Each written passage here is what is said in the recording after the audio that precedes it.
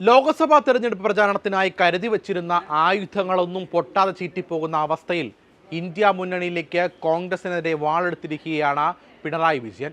കെജ്രിവാളിന്റെ അറസ്റ്റുമായി ബന്ധപ്പെട്ട കോൺഗ്രസിനെ രൂക്ഷമായി വിമർശിച്ചിരുന്ന പിണറായി രാഹുലിനെതിരെ വയനാട്ടിൽ മത്സരിക്കുന്ന CPI സ്ഥാനാർത്ഥി ആനി രാജ മണിപ്പൂരിന്റെ കാര്യത്തിൽ രാജ്യദ്രോഹിയായി മാറ്റപ്പെട്ടു എന്ന് ആക്ഷേപിക്കുകയുമുണ്ടായി. തിരഞ്ഞെടുപ്പ് പ്രചാരണത്തിനായി CPM കരുതി വെച്ച പടക്കങ്ങളൊന്നും പൊട്ടാതെയും ഏശാതെയും വന്ന് ജനങ്ങൾക്ക് മുന്നിൽ ആശയക്കുഴപ്പത്തിലായി നട്ടം തിരിയുന്ന അവസ്ഥയിലാണ് വോട്ടുപെട്ടിയിൽ വോട്ടിനു വേണ്ടി സ്വന്തം മുന്നണിയിലെ തന്നെ കോൺഗ്രസിലെയും CPIയിലെയും നേതാക്കളെ കുറ്റപ്പെടുത്തുന്ന ഭ്രാന്തു പിടിച്ച രാഷ്ട്രീയ കളിയിലേക്ക് പിണറായി എത്തിയിരിക്കുന്നത്. തെരഞ്ഞെടുപ്പ് പ്രചാരണത്തിന്റെ ആദ്യഘട്ടം പൂർത്തിയായപ്പോൾ മുതൽ സംസ്ഥാനത്തെ ഭരണമുന്നണിയായ LDFിൽ ആശയക്കുഴപ്പം മുളപൊട്ടിയിരുന്നു. കരുതി വെച്ച ആയുധങ്ങളൊന്നും പുറത്തെടുക്കാനാവുന്നില്ല. കണക്കുകൂട്ടിയ വിഷയങ്ങളൊന്നും പ്രചാരണത്തിൽ ഫലിക്കാത്ത സ്ഥിതിയിലുമായി. CPMന്റെ ബാധ്യതകൾ മുന്നണിയിലേക്ക് ഭാരമാകുന്നുവെന്ന സ്വയം വിലയിരുത്തലിലേക്ക് പാർട്ടി നേതാക്കളും എത്തി. കേന്ദ്ര സർക്കാർ വിരുദ്ധ പ്രചാരണങ്ങൾക്കാണ് ആദ്യം അജണ്ട തയ്യാറാക്കിയത്. സാമ്പത്തിക പ്രതിസന്ധി ഉൾപ്പെടെ സംസ്ഥാനത്തെ ഭരണപരാജയങ്ങൾക്ക് BJP മോദി സർക്കാരിനെതിരെ ജനവികാരം ഇളക്കാമെന്നായിരുന്നു കണക്കുകൂട്ടൽ. എന്നാൽ ED പീഡിപ്പിക്കുന്നുവെന്നത് ഉൾപ്പെടെയുള്ള പ്രചാരണ ആയുധങ്ങൾ പ്രയോഗിക്കാൻ കഴിയാത്ത സ്ഥിതി വന്നു. മുഖ്യമന്ത്രിയുടെ മകൾ വീണ ഉൾപ്പെട്ട മാസപ്പടി കേസിൽ EDയുടെ അന്വേഷണം വന്നതോടെ ED വിഷയം തിരഞ്ഞെടുപ്പ് ചർച്ചയാക്കേണ്ടെന്ന് തീരുമാനിക്കുകയായിരുന്നു.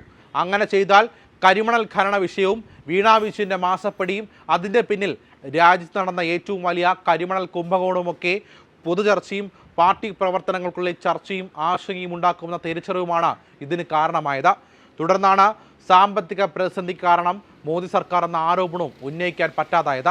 കേന്ദ്രമന്ത്രിമാരുടെ വിശദീകരണങ്ങൾ, സുപ്രീം കോടതിയിലെ കേസ് തുടങ്ങിയവ സംസ്ഥാനത്തിന്റെ വാദങ്ങൾ തെറ്റാണെന്ന് തെളിയിച്ചതോടെ ആ വിഷയത്തിലും പ്രചാരണം സാധ്യമാവുകയായിരുന്നു. CAA വിഷയമുയർത്തി കേന്ദ്ര സർക്കാരിനെതിരെ മുമ്പുണ്ടാക്കിയ മതവികാരം ഇത്തവണ ഫലിക്കുമെന്ന ഭയം ഒരു വശത്ത് CPMനുണ്ട്.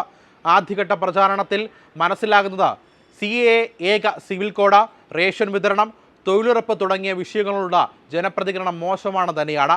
പാർട്ടി നേതാക്കളും അണികളും മാധ്യമങ്ങളിലെ ചർച്ചകളും മാത്രമാണ് ഈ വിഷയത്തിൽ താല്പര്യം കാണിക്കുന്നത്. ജനത്തിന് ഇതൊന്നും വലിയ വിഷമമല്ല. ക്രിസ്തീയ ന്യൂനപക്ഷത്തിന്റെ രക്ഷകരായി പ്രചാരണം നടത്താൻ CPM നേതാക്കൾ നടത്തുന്ന വിവരങ്ങളിലും വിശദീകരണങ്ങളിലും സഭാ നേതാക്കളിൽ നിന്നും വിയോജിപ്പാണ് ഉണ്ടായിരിക്കുന്നത്.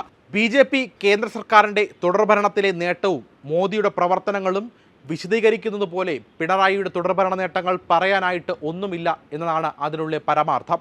ഈ സാഹചര്യത്തിൽ പുതിയ പ്രചാരണ വിഷയങ്ങൾ കണ്ടെത്താനും പ്രചാരണ നടപടികൾ ആവിഷ്കരിക്കാനുമുള്ള പരിശ്രമങ്ങൾ നടക്കുന്നതിനിടെയാണ് കെജ്രിവാളിനെ CPMന് കയ്യിൽ കിട്ടുന്നത്. ഇതോടെയാണ് കോൺഗ്രസിനെതിരെ CPMന്റെ കടന്നാക്രമണങ്ങൾ ഉണ്ടാകുന്നത്.